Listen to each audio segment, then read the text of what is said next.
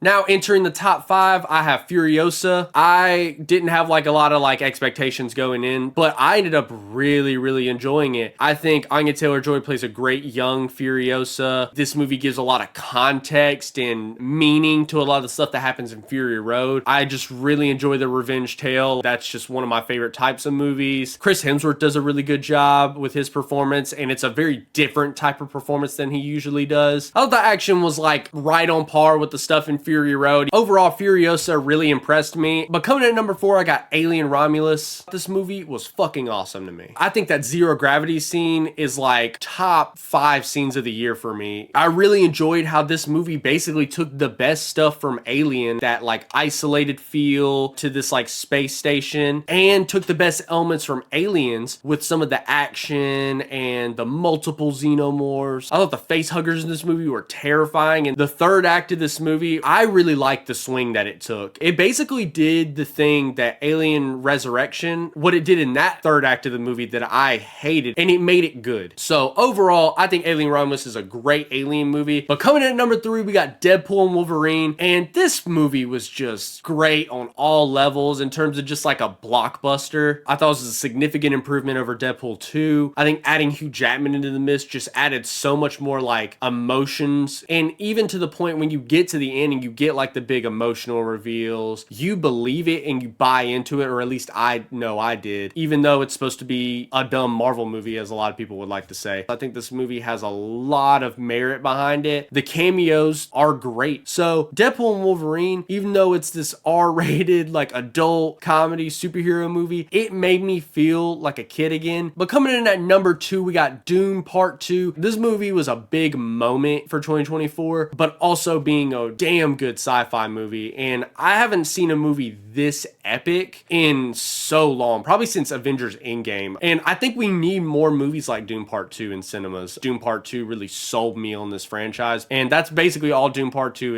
is the good stuff that was missing from the first movie. And I think they split it at a perfect point for me to enjoy Dune Part 2 significantly more than the first Dune movie. But coming in at number 1, I have The Wild Robot. And this movie, it was funny, it was sad, it was endearing. I just think The Wild Robot is a beautiful movie that DreamWorks put out. The cast is good in this movie. Lupita Nyong'o does great as Roz. Her performance evolves throughout the movie. Pedro Pascal is Fink. I did not know it was Pedro Pascal until the credits rolled. I do think everybody else in the cast does a great job as well. I think the animation is beautiful. It hit me right in the feels, right where I needed it. And I just can't recommend this movie enough. And I like that it's my number 1 because it's such an easy movie to recommend because it's a family film.